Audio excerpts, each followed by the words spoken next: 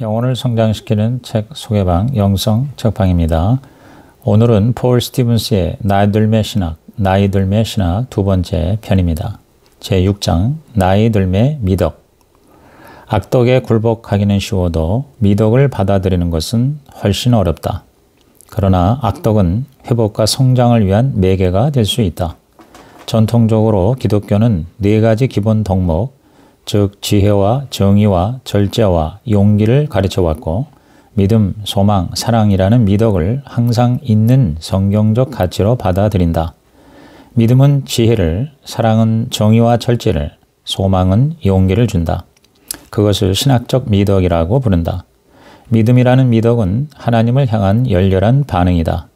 노년에는 믿음이 필요하고 그 믿음을 더욱 키울 수 있다. 소망이라는 미덕은 인간의 모든 이야기가 아름다운 결말, 즉 그리스도께서 다시 오시고 하나님 나라가 완성되고 샬롬이 이루어지고 새하늘과 새 땅에서 모든 것이 새로워지는 마지막 때를 향해 나아가고 있다는 사실을 믿는 것이다. 소망은 자신을 완성하지 않아도 된다. 우리는 아직 오지 않았지만 최고의 길을 깨닫고 평안하게 죽음을 맞이할 수 있다. 육체의 집에 살면서 몸이 쇠약해지고 생활이 힘겨워지는 것은 실제로 하나님과 더 깊어지고 소망을 갖도록 초대하는 것이다. 이 소망은 죽음을 극복하고 부활을 고대하는 것을 포함한다.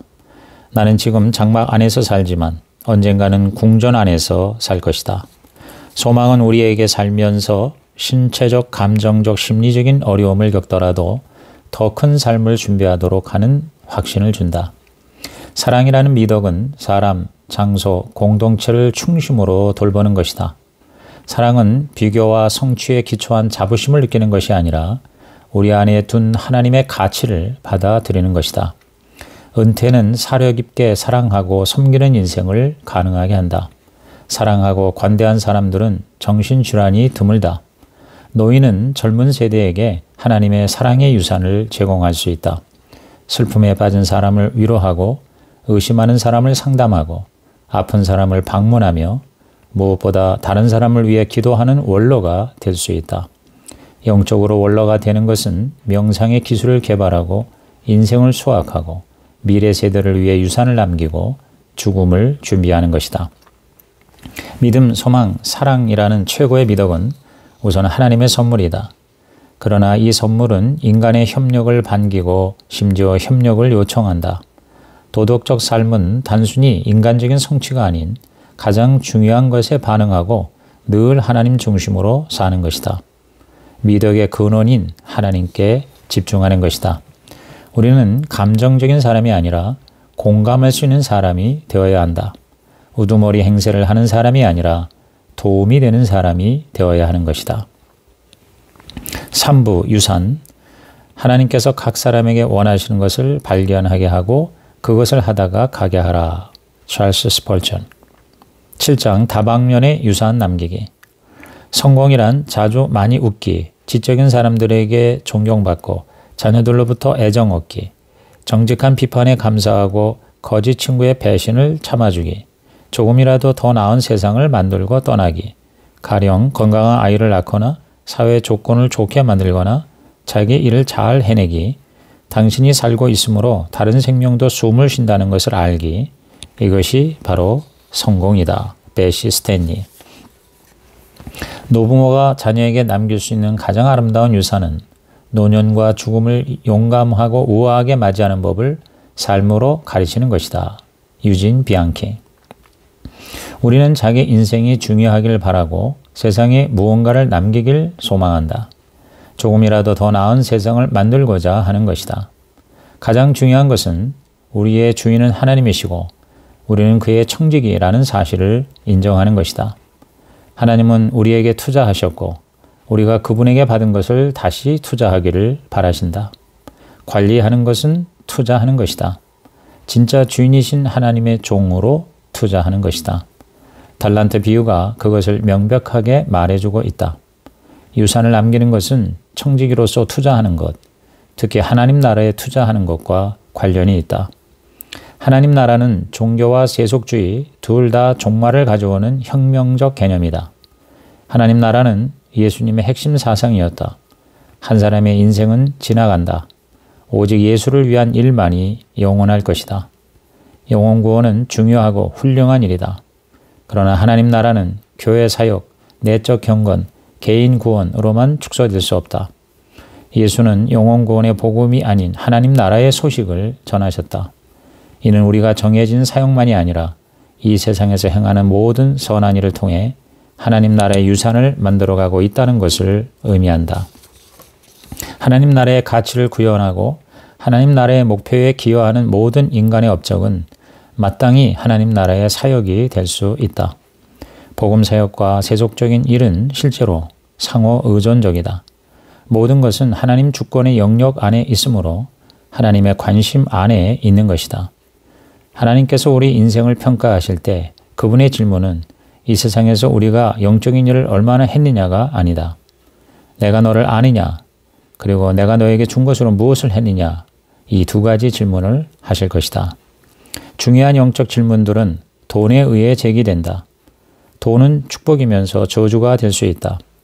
돈은 쉽게 하나님의 대체물이 된다. 만몬이라는 단어는 확고부동과 안정을 의미한다. 만능의 돈은 권세이자 능력이다. 그래서 돈을 사랑하는 것이 일만하게 뿌리가 되는 것이다. 하나님은 부와 재물을 주시되 그것이 우리를 사로잡지 못하도록 지키시는 분이다. 돈을 다루는 것을 보면 우리 영혼의 상태를 알 수 있다. 돈을 사용함으로써 우리가 필요로 하는 모든 것을 제공하시는 하나님을 의지하게 된다. 다른 사람에게 기부함으로써 우리는 거룩한 목적을 위해 돈을 해방시킨다. 또한 자발적 빈곤을 실천하도록 부름을 받을 때가 있다. 웨슬레는 가능한 모든 것을 벌고 가능한 모든 것을 저축하고 가능한 모든 것을 베풀라라고 가르쳤다. 그것은 모두 하나님의 것이다. 돈 외에도 하나님 나라에 대한 투자는 얼마든지 있다. 사람들에게 투자하는 것이다. 우리가 이 생에서 내세까지 가져갈 수 있는 유일한 보물은 그리스도를 통해 만든 관계들이다. 물질은 가져갈 수 없어도 예수 안에서 사귄 친구들은 데려갈 수 있다. 진정한 유산은 사회적이며 영적이다. 우리가 천국에 가져갈 수 있는 유일한 보물은 예수와 하나님의 영원한 가족이다. 부는 가난한 사람을 관리하라고 부자에게 주어지는 것이다. 자선의 가장 낮은 단계는 억지로 주거나 주고 난 후에 후회하는 것이다. 최고의 단계는 가난 자체를 막는 것이다. 다음 세대에 물질적인 투자를 하는 방법은 유언을 남기는 것이다. 우리는 절대 끝나지 않으며 그리스도께서 오실 때 변화될 하나님 나라에 공헌할 수 있다. 우리는 죽음을 초월해 그리스도 안에서 영원한 가족에 속할 수 있다. 가치, 미덕, 목적, 경험, 일, 물질적 자산 등 다른 사람들에게 축복으로 물려줄 만한 다세대적인 유산을 만들어낼 수 있다. 위대한 보물은 비록 가장 위대하지는 않더라도 하나님을 알고 사랑하는 것과 하나님께 알려지고 사랑받는 것이다. 우리는 하나님 안에서 기쁨과 평화를 경험할 수 있다. 우리는 새하늘과 새 땅이라는 놀라운 운명의 보물을 소유하고 있다. 8장 인생 돌아보기와 인생 미리 보기. 나이가 드는 것을 젊은 시절의 역할, 집착, 쾌락을 자연스럽게 벗겨내는 일종의 자연적 수도원으로 생각하라. 살로미. 가장 나이가 많은 사람에게도 삶의 매 순간을 소중히 여기면서도 인생의 권리를 포기하는 준비를 해야 한다. 우리는 평생 죽음을 준비해야 한다. 또 다른 삶을 소망하지 않은 사람은 늘 죽은 채로 사는 것이다. 어떻게 좋은 죽음을 준비할 수 있는가? 첫째, 우리는 이 세상과 다음 세상에 동시에 살고 있다는 이중국적의 개념을 가지고 살아야 한다. 우리는 이 세상의 삶을 선하고 귀한 것으로 여긴다. 그러나 그렇다고 최고선으로 보지는 않는다. 우리는 죽음을 악한 것으로 보지만 그렇다고 가장 악한 것으로 여기지는 않는다. 죽음은 더 나은 세상으로 가는 통로이기 때문이다. 우리의 날수를 센다는 것은 주어진 모든 날을 선물로 생각하는 것이다. 우리는 덤으로 주어진 시간을 사는 것이 아니라 맡겨진 시간을 사는 것이다. 그러므로 우리는 내일의 짐과 걱정을 오늘 짊어지지 않고 하나님께서 우리가 사는 날마다 만족시키실 것을 신뢰하며 한 번에 하루씩 살아간다. 둘째, 우리는 계속 배워야 한다. 신앙인에게 가장 큰 비극은 죄인이 되는 것이 아니라 성장하기를 거부하고 정체되는 것이다. 리차드 볼스는 인생의 세 가지 박스에서 우리가 세 가지 박스권에서 산다고 했다. 첫째, 태어나서 20년 동안은 공부하면서 보낸다. 둘째 박스는 40년 동안 일하면서 보낸다. 그리고 마지막으로 20년 동안 놀면서 여생을 보낸다. 그러나 마지막 20년은 공부하고 일하고 노는 것이 동시에 이루어지는 것이 바람직하다. 항상 끝은 또 다른 시작이다. 우리는 새하늘과 새 땅에서 공부하고 예배하고 일하고 놀 것이다. 우리는 죽을 때까지 공부하고 성장한다. 죄는 성장하기를 거부할 때마다 생긴다. 셋째, 우리는 점진적인 포기를 실행해야 한다. 일과 관계와 일상을 멈추거나 줄일 때가 많다. 그러나 죽을 때까지 할 수 있는 일은 기도하는 것이다. 궁극적으로는 이 세상의 삶을 포기해야 한다. 건강상 이유로 일을 할 수 없는 사람은 어떤 의미에서 하나님 나라의 가치를 더할 수가 있다. 넷째, 매일의 고통을 날마다 죽는 방법을 배우는 기회로 삼을 수 있다. 예수와 함께 죽은 최종적 포기를 통해서 우리는 새로운 삶을 살 수 있다. 세월과 죽음에 의한 많은 상실을 직면하면서 우리는 마지막 숨을 내쉴 때까지 매 순간을 창조적인 변화의 기회로 여기며 자기 자신을 애도하고 받아들인다. 그래서 실제로 예수님의 죽음으로 들어가게 되는 것이다. 마지막으로 우리는 점진적인 감퇴를 경험하면서 받아들임의 훈련을 수행할 수 있다. 우리 소망의 근거는 죽은 자를 부활시키시는 하나님의 힘이다. 마지막 죽음에 앞서 우리는 인간관계나 꿈에 관한 부차적인 죽음들 혹은 작은 죽음들이 발생한다. 이러한 죽음들은 우리에게 수용을 훈련시킨다. 그래서 순복의 인생이 된다. 예수님은 십자가의 잔을 아버지의 뜻대로 순복했다. 하나님 나라에서 하나님과 함께하는 의미 있는 삶은 외면하지 않고 수용할 때에 가능하다. 키에르 케고르는 앞으로의 삶은 살아내야 하지만 지나온 삶은 이해해야 한다고 했다. 폴 트리니에는 나를 의사로 부르신 분도 하나님이시지만 나를 노년이라는 새로운 길로 인도하시는 분도 하나님이시다라고 했다. 과거를 돌아보고 앞을 향하여 나아가는, 즉 죽음을 준비하는 메멘토 모리는 역사상 모든 인간들의 본능적 행위다. 과거의 잘못을 회개하는 것, 하나님과 이웃에게 용서받는 것, 그리고 자연과 인간과 하나님과 궁극적으로 화해하는 것은 영원히 지속되는 과정이다. 그 모든 목적은 죽음 앞에서 우리의 삶을 더 나은 통합으로 이끄는 것이다. 이러한 삶을 위해 잠시 일상에서 벗어나 사나울 홀로 글쓰기, 기도, 묵상, 예배를 통해 인생을 돌아보는 시간이 필요하다. 철학자 케케로는 노년에 관하여 라는 글에서 노년기에 성공하는 방법으로 영양 섭취, 운동, 절제, 활발한 정신생활, 그리고 반성을 제안했는데 21세기 노인들에게도 유익한 주장이라고 할 수 있겠다. 그렇다면 어떻게 해야 인생을 잘 마무리할 수 있을까? 첫째, 우리가 젊을 때나 새로운 프로젝트를 시작할 때뿐만 아니라 그 이후로도 계속 삶의 목표를 분명히 밝혀야 한다. 인생의 비전 선언문을 다시 작성해보라.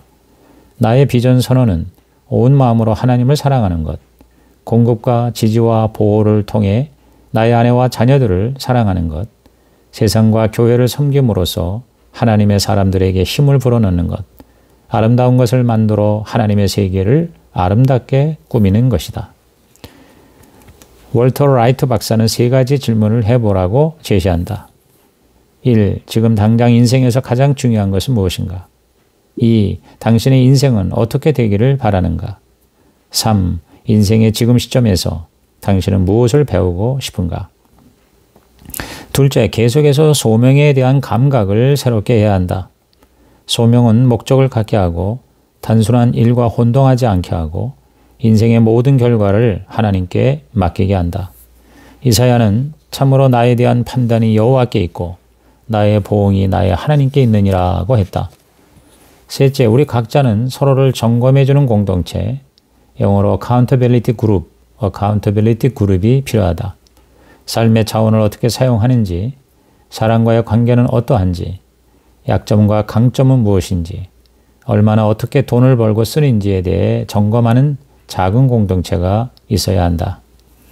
넷째, 당신이 결혼했다면 젊을 때 만난 아내 혹은 남편과 함께 지내야 한다. 정조를 지키고 성적으로 난잡하지 않고 몸과 마음이 순결하게 하는 것이다. 다섯째, 밤낮으로 감사 훈련을 해야 한다. 감사는 그리스도인의 근본적인 영적 자세이다. 죄는 하나님을 감사하지 않는 것이다. 매 순간 불만사항을 하나님에 대한 감사의 표현으로 바꿔야 한다. 감사는 불만을 없애고 하나님이 행하시는 일에 초점을 맞추게 하고 나의 성공을 나의 공으로 돌리지 않게 한다. 감사는 내가 우주의 중심이 되는 것을 막아준다. 마지막으로 우리는 이번 생뿐만 아니라 다가올 생에 초점을 계속 맞춰야 한다. 인생은 천국을 위한 연습이다. 우리에게는 인생 돌아보기, 영어로 라이프 리뷰 뿐만 아니라 인생 미리 보기, 영어로 라이프 프리뷰가 필요하다. 세상 철학자는 출생과 죽음은 피할 수 없는 것이므로 그 사이를 즐기라고 한다. 그러나 기독교적 관점은 인생은 죽음을 살아가는 법을 배우는 과정이다. 지금 현재의 삶은 미래 천국 놀이를 하는 것이다. 마치 어린아이들이 소꿉장난을 하면서 엄마 아빠 노릇을 하듯 말이다. 물론 최고의 순간은 아직 오지 않았다. 9장 끝은 또 다른 시작. 살아있는 동안 최대한 죽음을 준비하는 것이 중요하다. 죽음은 무엇이고 죽음 이후에는 무엇이 있는가? 죽음은 피할 수 없다. 살 때가 있고 죽을 때가 있다.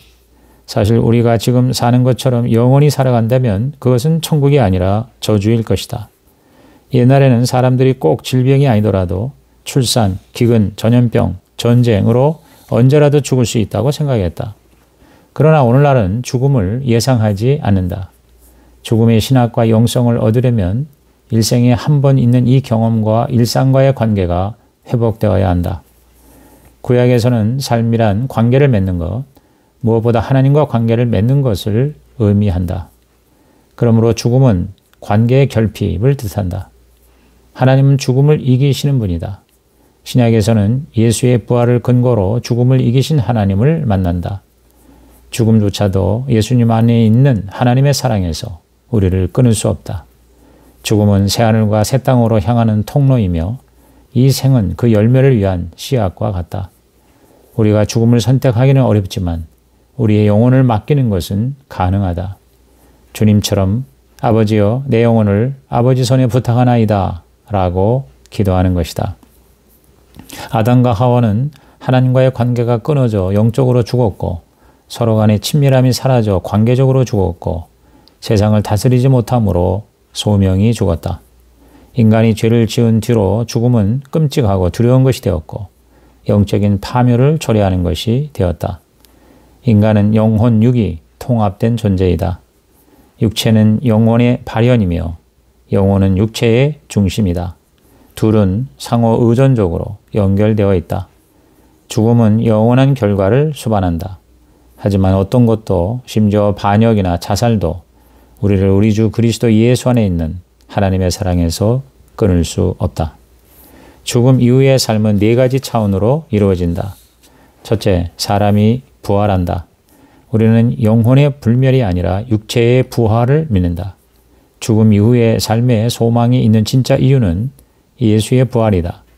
예수의 부활로서 우리는 이번 생과 다음 생 사이의 단절과 연속 두 가지 모두를 확인할 수 있다.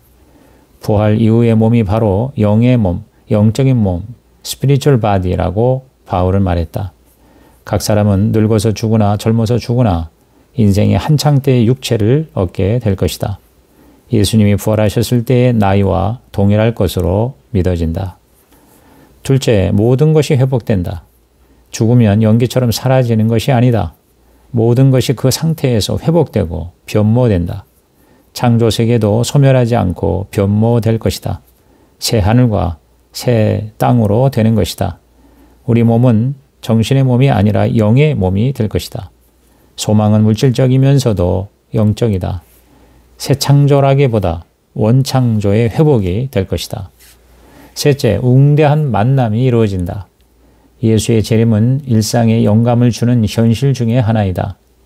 영국의 노예 해방가 윌리엄 윌버포스는 자기가 꿈꾸던 미래가 지금의 생각과 행동에 영향을 주지 않는 날이 없었다고 했다.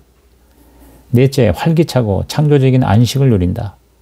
인간은 하나님 안에서 안식을 누릴 때까지 진정한 안식을 누리지 못한다. 새하늘과 새 땅은 하나님을 예배하고 은혜로운 공동체와 변모된 창조세계 안에서 일을 하는 곳일 뿐만 아니라 환상적인 안식을 누릴 수 있는 곳이다. 새하늘과 새 땅에서 우리는 완전한 인간이 될 것이다. 이 땅에서 보지 못한 예배를 드리고 은혜로운 관계를 누리며 놀라운 체험을 하고 일을 즐기게 될 것이다. 이 세상에서 하는 일은 그 영원한 일에 대한 준비다. 그런 점에서 주님 안에서 당신의 노동은 헛되지 않는 것이다. 지금의 삶이 어떤 것이든 완전한 차원으로 계속 그리고 영원히 이어질 것이다. 이상으로 폴 스티븐스의 나이 들매 신학 리뷰 제2편을 마칩니다.